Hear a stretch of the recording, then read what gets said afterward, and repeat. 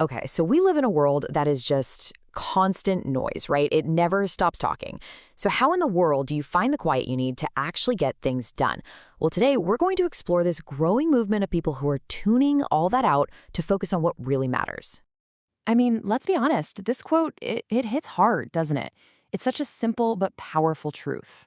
We've all got these amazing ideas, these grand plans, but that huge gap between having the idea and actually making it a reality, that's where most of them just fizzle out.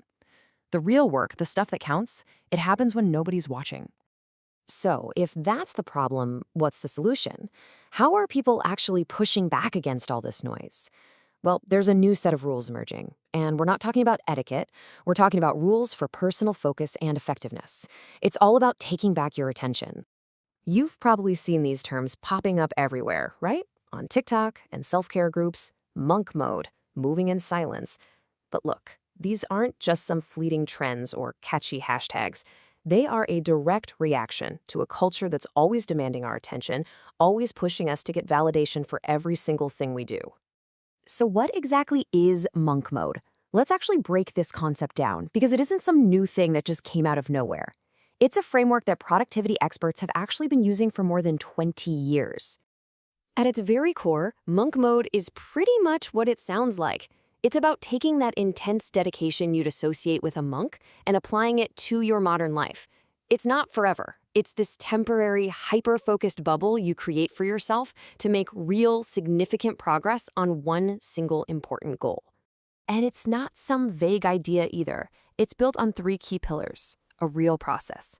First up, introspection. This is where you take a hard, honest look inward to see where your time and energy are really going. Second, isolation. You create a distraction-free zone, which means turning off notifications and setting some serious boundaries. And finally, improvement, where you use everything you've learned to build stronger, more effective habits for the long haul. All right, now let's switch gears a bit and talk about the psychology of moving in silence because, wow, there's a really fascinating reason why keeping your goals to yourself can be your secret weapon for success. Seriously, think about this for a second. You know that feeling, right? You decide you're going to run a marathon or start a business, you tell all your friends, and bam, you get this immediate hit of encouragement and excitement. It feels amazing, but that feeling can be a total trap. So what's really interesting is the science behind that feeling.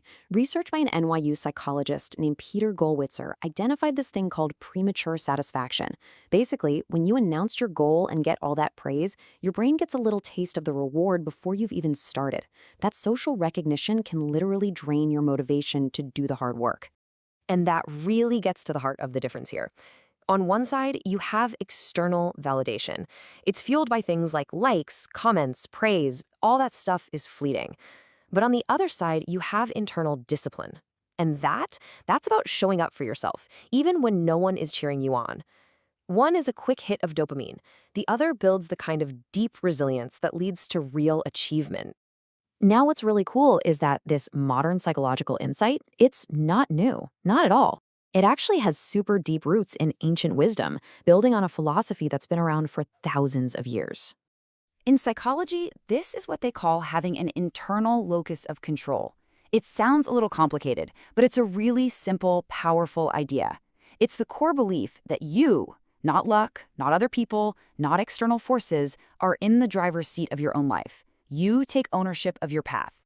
And where does this idea really come from? Stoicism. The ancient Stoics were all about this. Their whole philosophy was basically stop worrying about what's outside of your control, like other people's opinions, and focus all of your energy on what you can control, your own mindset and your own actions. And when you really start to live that way, you build what you could call an inner fortress. You become less dependent on what everyone else thinks and way more resilient to all the chaos of the outside world. You're not looking for approval anymore. You're just focused on your purpose. Okay, so this all sounds great in theory, right? But how do you actually do it? Let's get practical. Let's pull together a kind of toolkit to help you start moving in silence and get into that deep work zone. It's funny because technology is often the biggest distraction, but you can also use it as a powerful ally. Time trackers are perfect for that introspection piece. Distraction blockers, well, they're obviously key for the isolation part. And then you have all these amazing tools for journaling and mindfulness to support that quiet reflection. It's about using tech intentionally on your terms to help you disconnect. But here is the most crucial thing to remember. Monk mode isn't about becoming a hermit forever. No way. It's a strategic tool. You set a specific goal, you commit to a time frame, you eliminate the noise, and, just as importantly, you know when to step back, rest, and reconnect. This is all about sustainable focus, not burnout. So I'll leave you with this question. Think of one big, important goal that you have right now. What would happen if, instead of announcing it, you just started working on it? Quietly, consistently, and just for yourself. What could you achieve if you let your success make the noise for you?